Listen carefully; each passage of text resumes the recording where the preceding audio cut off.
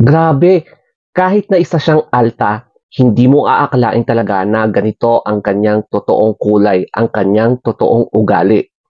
Mapapansin mo na mabait siya sa mga chikiting, sa mga bata, and hindi mo maipagkakaila na napaka-sweet niya sa mga ito.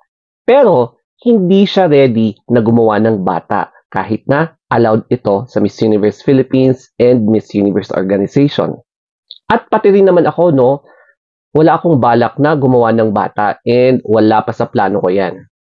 Kahit na miyembro siya ng Alta Sociedad or Alta, ramdam mo talaga yung pagka-humble niya, being approachable, tapos hindi siya snob, lalong-lalo na kapag kaharap niya yung mga vloggers, cameraman, at staff. And sa makeup naman, kapag nagpapa-makeup siya, hindi siya yung attitude or diva type na candidate kapag mini-makeupan. Hindi siya masungit, hindi siya nagtataray, and mabait siya sa mga staff. Kaya nga, isa siya sa mga gustong-gusto ng mga staff na kausapin o kaya lambingin yung mga ganon kasi alam nila na mabait si Michelle. Ito naman yung pakikipag-playtime niya with Miss India. Say hi! You guys say hello to Philippines in the house. Oh my gosh, have you seen what she has done? What are you having? Is this a live? I want to show everyone. Yes, it's live. I'm coming back to the Philippines. Is this lady? Has it? And also guys, we have posted one picture together and thank you so much for giving so much love on that picture. Yes. And you want to say something to India? Hi Princess Samira! I was just teaching her some tongue twister. Oh, what's a tongue twister? Chandu ki chacha ne Chandu ki chacha ne Chandu ki chacha Chandu ki chachi ko Chandu के चाचा ने चंदू की चाची को चंदू के चाचा This is so okay funny. Okay, that's in Indian, this is Tagalog. Alright, say you teach me something. Nakakapag pabagabag pagagabag nakakapag pabagabag nakagagag pagagapag.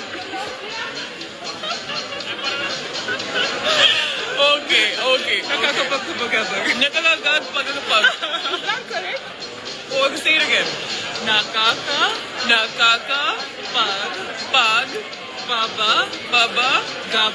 bagag. Okay, I'll do it. Hello. Show what you have done. I wanna show you because I wanna see like what you have done on your mirror. It's over there. Let's go. Let's do it. Where is this girl? I'm coming to you. This is mine. Okay, 3, 2, no 1, go. Da da da! Oh my god, this is so cute. What happened on that? What is this? Baby. Oh my god, this girl like. But I loved it. See? One smile at a time. Give me a beautiful smile.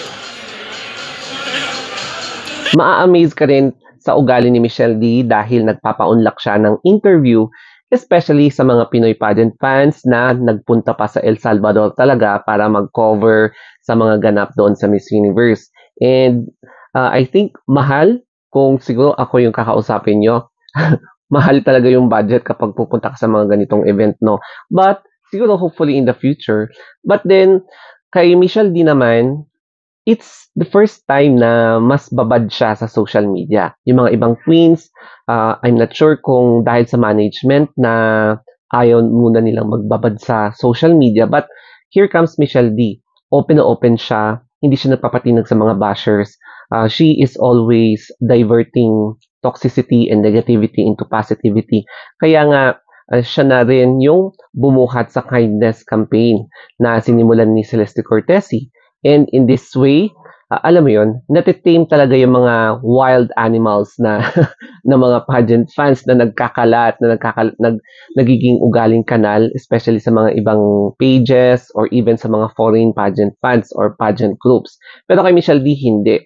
Kaya sana tuloy-tuloy ito na hindi lang kay Michelle D may apply kundi sa mga future queens natin, future editions ng mga pageants sa Miss Universe International, Grand International, mga ganon-ganon, para at least ipakita natin na kindness campaign is the best way to deal with toxicity and negativity.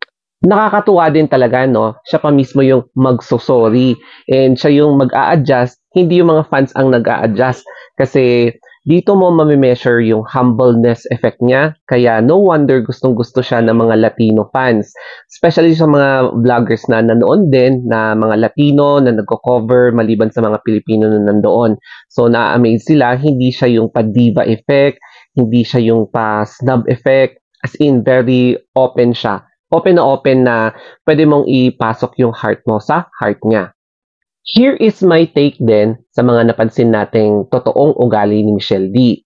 Ang pinakauna dito is yung humility, tapos yung openness, na kapag approachable ka talaga, wala kang guarding behavior, wala kang tinatago, very open ka, mapa-criticisms man, o kaya lahat ng gusto makipag-picture sa'yo, mag-approach sa'yo. Yun bang positive energy ito na nakakatulong sa journey mo in order to make something better dito sa patimpalak na ito. For me, happy na ako kapag nakapasok tayo sa semifinals ulit. It's because ayaw na natin ma-unplace ulit. And dahil sa pag-uugaling pinapakita ni Michelle D, I think meron tayo or malaki yung chance na hindi tayo ma-unplace this year.